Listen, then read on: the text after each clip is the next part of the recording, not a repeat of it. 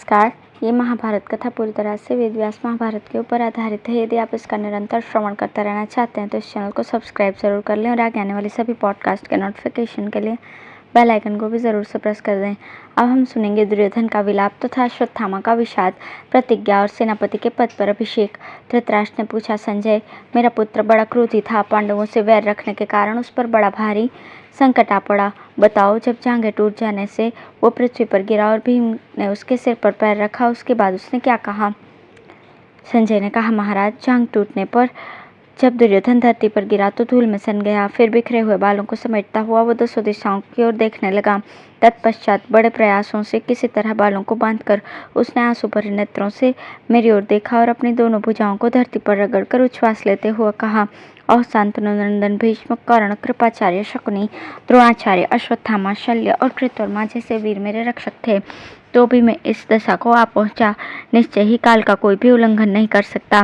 जो एक दिन 11 अक्षौहिणी सेना का स्वामी था, आज उसकी ये अवस्था। संजय, मेरे पक्ष के योद्धाओं में जो लोग जीवित हों उनसे कहना कि भीम ने गदा युद्ध के नियम को तोड़कर दुर्योधन को मारा है।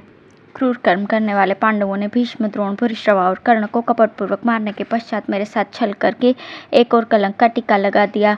मुझे विश्वास है उन्हें इन कुकर्म के कारण सत्पुरुषों के समाज में पछताना पड़ेगा। कौन ऐसा विद्वान होगा जो मर्यादा का भंग करने वाले मनुष्य के प्रति सम्मान प्रकट करेगा? आज पापी भीम जैसा खुश हो रहा है, अधर्म से विजय पाने पर दूसरा कौन बुद्धिमान पुरुष ऐसी खुशी मनाएगा?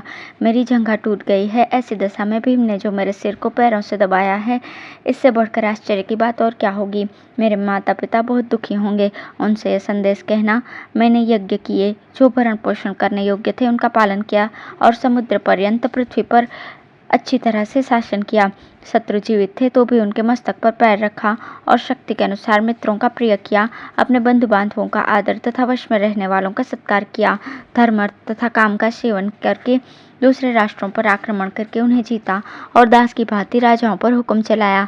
जो अपने प्रिय व्यक्ति थे उनकी सदा ही भलाई की। फिर मुझसे अच्छा अंत किसका हुआ होगा? विधिवत वेदों का स्वाध्याय किया, नाना प्रकार के दान दिए और आयु भर में मुझे कभी कोई रोग नहीं हुआ।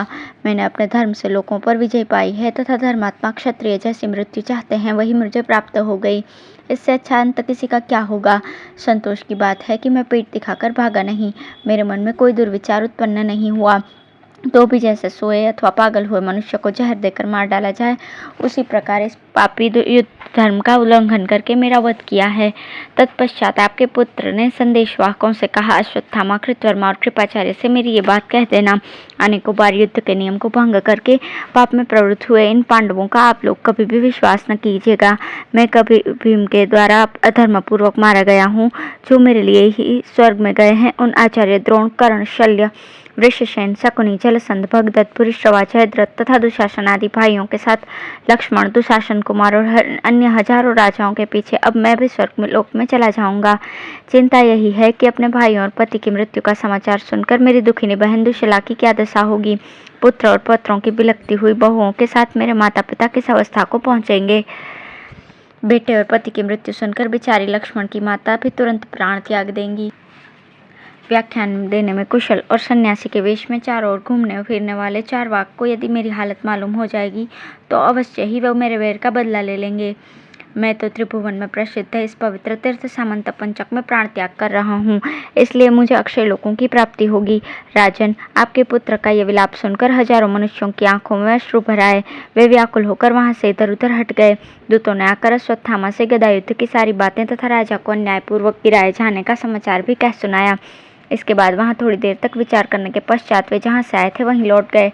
संदेशवाहकों के मुख से दुर्योधन के मारे जाने का समाचार सुनकर बचे हुए कौरव महारथी अश्वत्थामा, कृपाचार्य तथा कृतवर्मा, जो स्वयं भी तीखे बाण, गदा, तोमर और शक्तियों के प्रहार से विशेष घायल हो चुके थे, तेज चलने वाले घोड़ों से जुते हुए रथ पर सवार होकर तुरंत युद्ध भूमि में गए। वहां पहुंचकर देखा कि दुर्योधन धरती पर गिरा हुआ छटपटा रहा है और उसका सारा शरीर खून से भीगा हुआ है। क्रोध के मारे उनकी भौहें तनी और आंखें चढ़ी हुई हैं। वो अमर्ष में भरा दिखाई देता है। अपने राजा को इस अवस्था में पड़ा देखकर कृपाचार्य आदि को बड़ा मोह हुआ। वे रथों से उतरकर दुर्योधन के पास ही जमीन पर बैठ गए। उस समय अश्वत्थामा की आंखों में आंसू भर आए। वो सिसकता हुआ कहने लगा, राजन, निश्चय ही इस मनुष्य लोक में कुछ भी सत्य नहीं है जहाँ तुम्हारे जैसा राजा धूल में लौट रहा है। अन्यथा जो एक दिन समस्त भूमंडल का स्वामी था, जिसने सब पर हुक्म चलाया। आज वही इस निर्जन वन में अकेला पड़ा हुआ है। आज मुझे दुशासन नहीं दिखाई देता। महारथी कर्ण तथा संपूर्ण हितैषी मित्रों का भी दर्शन नहीं होता। यह क्या बात है? वास्तव में काल की गति को जानना बड़ा कठिन है। जरा समय का उलटफेर तो देखो। तुम मूर्धाभिषिक्त राजाओं के अग्रगण्य होकर भी आज दिन को सहित धूल में लौट रहे हो। महाराज, तुम्हारा वो श्वेत छत्र कहाँ है? चंवर कहाँ है? और वो विशाल सेना कहाँ चली गई? किस कारण से कौन सा काम होगा? इसको समझना बड़ा मुश्किल है, क्योंकि तुम समस्त प्रजा के माननीय राजा होकर भी आज इस दशा को पहुंच गए। तुम तो इंद्र से भी भिड़ने का हौसला रखते थे। जब तुम पर भी यह विपत्ति आ गई तो निश्चय पूर्वक कहा जा सकता है कि किसी भी मनुष्य की संपत्ति स्थिर नहीं होती। अत्यंत दुखी हुए अश्वत्थामा की बात सुनकर दुर्योधन की आंखों में शोक के आंसू उमड़ आए। उसने दोनों हाथ से नेत्रों को पोंछा और कृपाचार्य आदि से कहा, मित्रों, इस मर्त्यलोक में ऐसा ही नियम है। यह विधाता का बनाया हुआ धर्म है। इसलिए कालक्रम से एक न एक दिन समस्त प्राणियों का मरण होता है। वही आज मुझे भी प्राप्त हुआ है, जिसे आप लोग अपनी आंखें खोलकर देख रहे हो। एक दिन में इस भूमंडल का पालन करने वाला राजा था और आज इस अवस्था को पहुंच चुका हूं। तो भी मुझे इस बात की प्रसन्नता है कि युद्ध में बड़ी से बड़ी विपत्ति आने पर भी मैं कभी पीछे नहीं हटा। पापियों ने मुझे मारा भी तो छल से। मैंने युद्ध में सदा ही उत्साह दिखाया है और अपने बंधु बांधवों के मारे जाने पर स्वयं भी युद्ध में ही प्राण त्याग कर रहा हूँ। इससे मुझे विशेष संतोष है। सौभाग्य की बात है कि आप लोगों को इस नरसंहार से मुक्त देख रहा हूँ। साथ ही आप लोग सकुशल एवं कुछ करने में समर्थ हैं। यह मेरे लिए भी प्रसन्नता की बात है। आप लोगों का मुझ पर स्वाभाविक स्नेह है, इसलिए मेरे मन से दुखी हो रहे हैं, किंतु चिंता करने की कोई आवश्यकता नहीं है। यदि वेद प्रमाणभूत हैं तो मैंने अक्षय लोकों पर अधिकार प्राप्त कर लिया है, इसलिए मैं कदापि शोक के योग्य नहीं हूँ। आप लोगों ने अपने स्वरूप के अनुरूप पराक्रम दिखाया और सदा ही मुझे विजय दिलाने का प्रयत्न किया है, किंतु दैव के विधान का कौन उल्लंघन कर सकता है? महाराज, इतना कहते कहते दुर्योधन की आंखों में फिर से आंसू उमड़ आए और वह शरीर की पीड़ा से अत्यंत व्याकुल हो गया, इसलिए अब आगे कुछ न बोल सका, चुप हो रहा।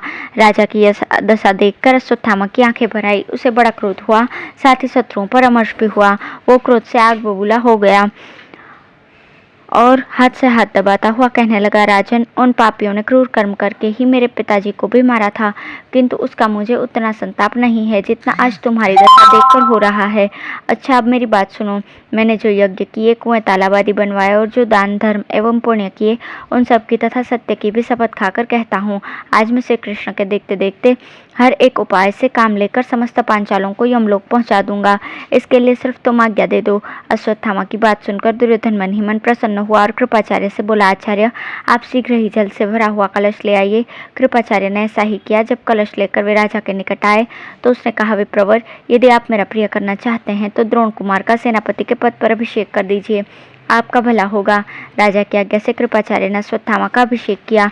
इसके बाद वो दुर्योधन को हृदय से लगाकर संपूर्ण दिशाओं को सिंहनाद से प्रतिध्वनित करता हुआ वहां से चल दिया। दुर्योधन खून में डूबा हुआ रात्रि भर वहीं पड़ा रहा। युद्ध भूमि से दूर जाकर वे तीनों महारथी आगे के कार्यक्रम पर विचार करने लगे। धन्यवाद। यहाँ पर शल्य पर्व समाप्त होता है। आगे हम सुनना प्रारंभ करेंगे शौप्तिक पर्व।